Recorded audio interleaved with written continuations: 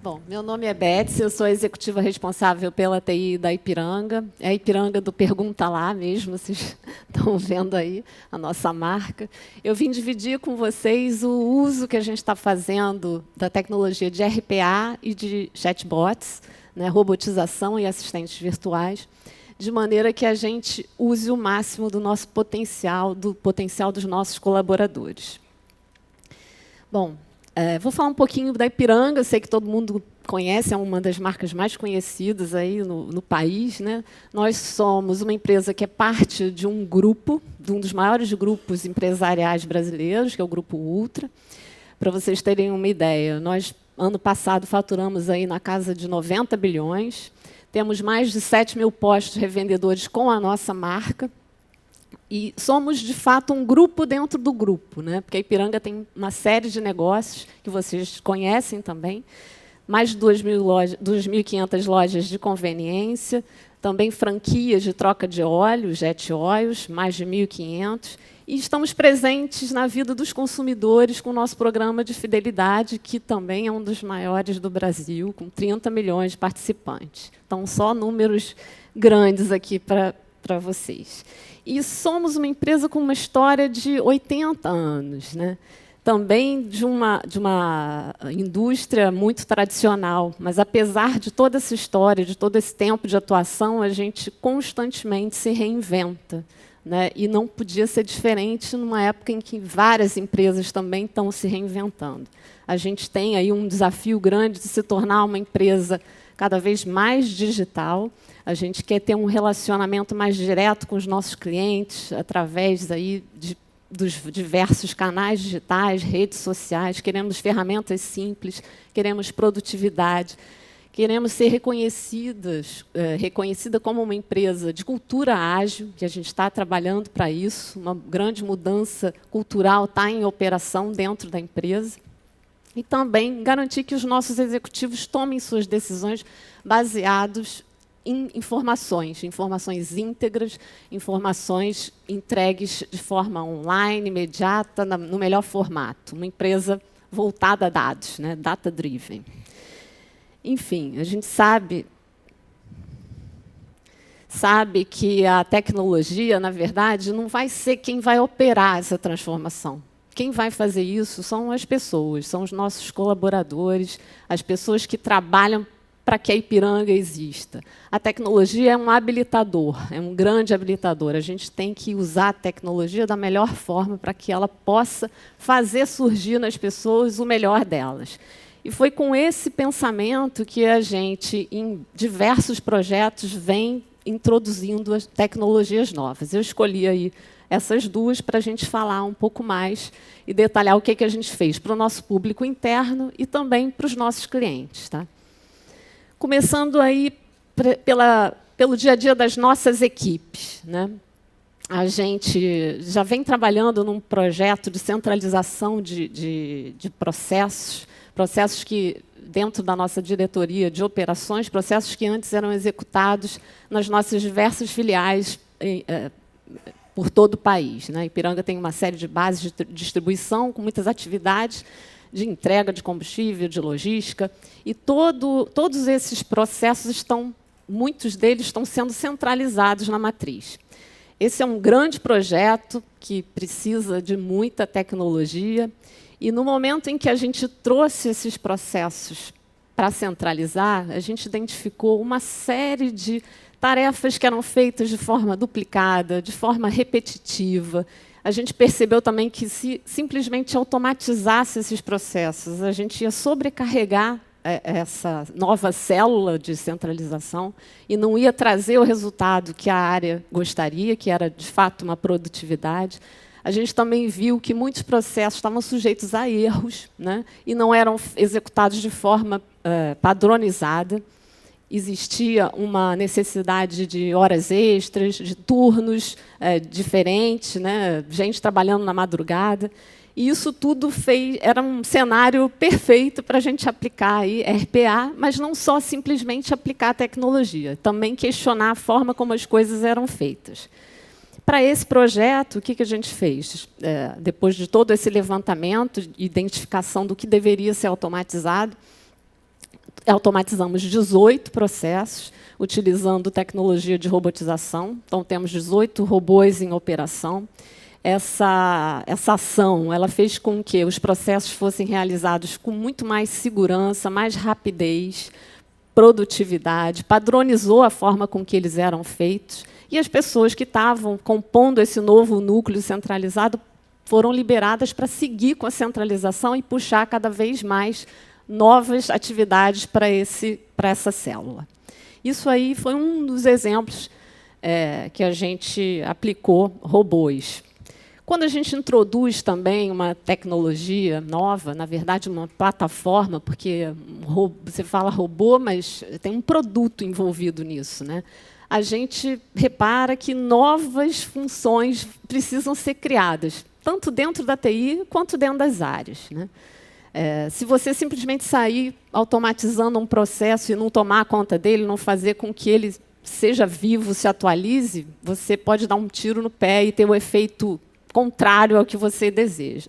Então, a gente viu a necessidade imediata de ter dentro de casa um centro de excelência. No mercado chama-se Centro de Excelência de Robotização.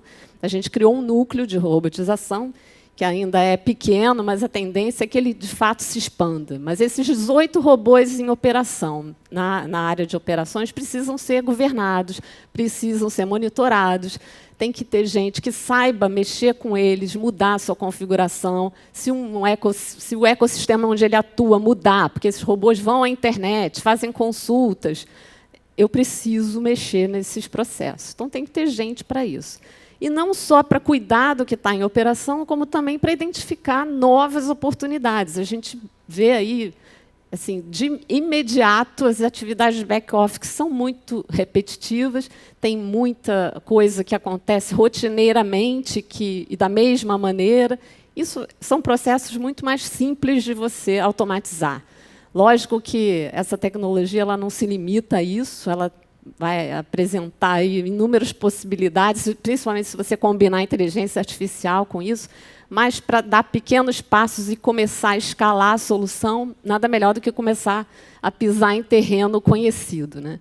Então, a função aí desse núcleo, além de preservar o meu dia a dia, ele vai estar mapeando todas essas oportunidades aí que temos para o futuro. Vamos falar um pouquinho agora do que a gente fez para fora, para os nossos clientes. A gente também tinha um grande desafio, tem ainda, e estávamos de mãos dadas aí com a nossa central de relacionamento, num projeto transformador, que não se limitou de forma alguma à tecnologia de assistentes virtuais. A Ipiranga ela atende desde um cliente revendedor até o consumidor final, desde um cliente com problemas aí na logística da sua entrega, quanto um consumidor querendo trocar seus quilômetros, querendo entender uma promoção. A nossa central de relacionamento ela atende todos esses chamados. E o grande desafio dela era agregar valor nesses atendimentos, realmente ser eficiente, garantir a satisfação do nosso cliente, seja ele o consumidor final, seja ele o revendedor. Então, nós estávamos realizando, junto com a área, uma grande transformação que aparelhou a central de relacionamento com uma série de ferramentas e, por fim, a gente aplicou aí o conceito de chatbots, de assistentes virtuais. Mas a base para a gente fazer isso, ela começou muito antes, porque quando você vai transformar uma central de relacionamento, você precisa conhecer os chamados, você precisa conhecer o que ela faz, entender que perguntas você responde dos seus clientes. E essa foi uma das primeiras ações, criar uma grande base de conhecimento para que ela, sim, fosse toda a minha base de transformar o atendimento. Então, uma base que fosse usada num autoatendimento, o próprio cliente olhando um FAQ no nosso portal, ou um atendente consultando essas informações online, ou um chatbot baseando a sua árvore de atendimento nessas informações. Então, esse foi o pré-requisito. E, naturalmente, aportar a tecnologia de um assistente virtual foi uma coisa mais natural, né? A gente potencializou o atendimento. Eu posso ter vários chatbots atendendo gente o tempo todo, eu não preciso daquele mesmo número de pessoas para atender, eu consigo ter uma presença nos canais digitais muito mais efetiva, né? Hoje, o chatbot que a gente implantou, ele é o mesmo, usa a mesma base de conhecimento no nosso portal para o revendedor, no nosso site, nos aplicativos, no site do quilômetro, no portal institucional. E, por último, implantamos no Messenger do Facebook o atendimento também. Até tem uma história legal para falar, para contar para vocês sobre isso, de como é interessante, de como o uso da tecnologia permitiu que a gente fornecesse um atendimento mais humano e despertasse em quem estava trabalhando na central a vontade de fazer algo diferente, né? No primeiro dia da implantação do atendimento pelo Facebook, o primeiro chamado, a primeira pergunta feita foi uma mãe pedindo ajuda para o filho completar as figurinhas lá dos Vingadores, uns bonequinhos que a MPM estava fazendo promoção. E, lógico que o chatbot não poderia resolver esse problema, mas o pessoal da central de relacionamento que estava acompanhando, né, os primeiros atendimentos para ver se estava tudo ok e tal, tiveram uma ideia fantástica, escreveram uma carta para a mãe, postaram pelo correio as figurinhas e os bonequinhos e receberam de volta um super elogio falando que não podia esperar algo mais humano da Ipiranga.